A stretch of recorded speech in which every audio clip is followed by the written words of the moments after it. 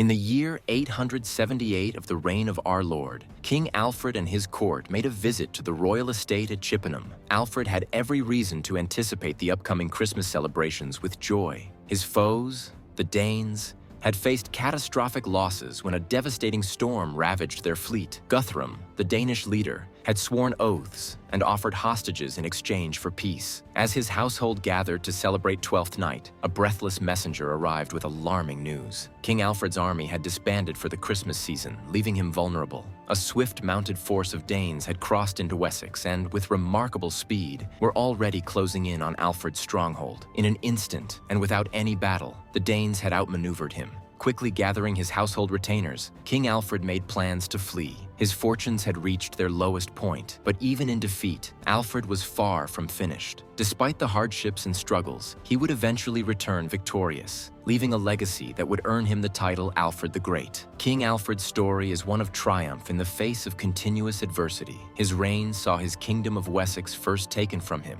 then regained and expanded. The fierce battles against Viking invaders ultimately paved the way for the formation of the English state. Each time he faced obstacles, Alfred found practical solutions. His accomplishments in various areas significantly contributed to his country's future success. Wisdom, humility, caution, moderation, fairness, mercy, restraint, loyalty, generosity, chastity, and continence. These are the anchors that should secure your mind to God, like a ship anchored safely in a storm. Faith, hope, charity. These three virtues guard the ship of your mind against the perils of life. Alfred was born in 849 into a land that was lush and fertile, though life remained harsh for those who depended entirely on favorable weather to sustain their crops and livestock. Small, scattered farming communities eked out a living from the rich soil, using tools that would still be recognizable today. Woodlands provided crucial resources like timber, fuel, and grazing for pigs. Larger settlements grew into towns, often situated along rivers to facilitate trade and transport. England was divided into several kingdoms, each ruled by its own royal house. These royal families frequently waged war against each other, but also sought alliances, often cemented through marriage. Loyalty to one's lord and king was the foundation of Saxon law, and a man whose lord died in battle was duty-bound to seek revenge, even if it cost him his life. At the time of Alfred's birth, Mercia and Wessex, the kingdom of his father, were at peace. We know much about Alfred's life thanks to a history written by Asser, a monk in Alfred's service. This account offers a wealth of insight into Alfred's actions. Asser, who was a significant figure at St. David's Monastery in South Wales, details his journey to the king. He recalls, "I was summoned by the king from the farthest part of West Wales and traveled to Saxon lands. After deciding to cross the vast territories, I arrived in the lands of the South Saxons, known as Sussex. It was at the royal estate of Dean that I first encountered the king. He welcomed me warmly and invited me to join his household." King Alfred's early life was shaped by two sharply contrasting forces. On one hand, there was the powerful influence of the Christian church, and on the other, the relentless incursions of Viking invaders. The monasteries were central to the church's mission to spread the Gospels. Beyond their religious role, they also served as important centers for learning, where the writing and production of books flourished. The libraries that were painstakingly built in these monasteries encouraged monks to engage in scholarly study.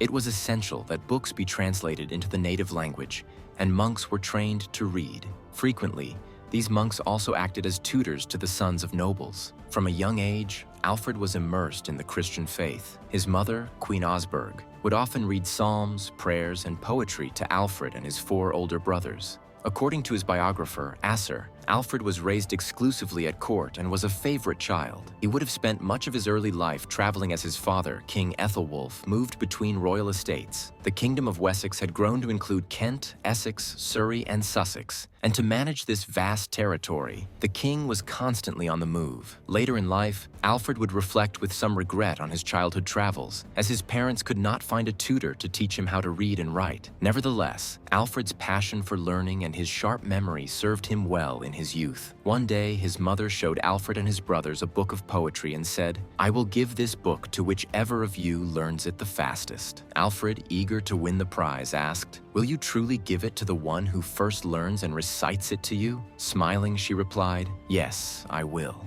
Motivated by her promise and captivated by the beauty of the book's decorative initial letter, Alfred took the book to his teacher. When he had mastered it, he brought it back to his mother and recited the contents. The Vikings were a fierce and skilled people, particularly adept at sailing and warfare. With their shallow draft longboats, they could travel far inland via rivers, striking terror into the Anglo-Saxon people with their sudden, dragon-headed ships. From their strongholds in Denmark and Norway, Viking warlords led their fleets to the rich lands of Christian Europe, where no place was safe from their brutal raids. The Vikings' fearsome reputation in battle caused many armies to crumble before them. However, they often sought out easier targets where possible. Prosperous farming communities and the religious houses that accumulated wealth were among their preferred victims. The Vikings would murder the defenseless monks and plunder all they could from these sanctuaries. What the Vikings couldn't carry away, they burned. Their hit-and-run raids left behind a path of destruction. The isolated monasteries founded by Christian missionaries in northern England were left in ruins.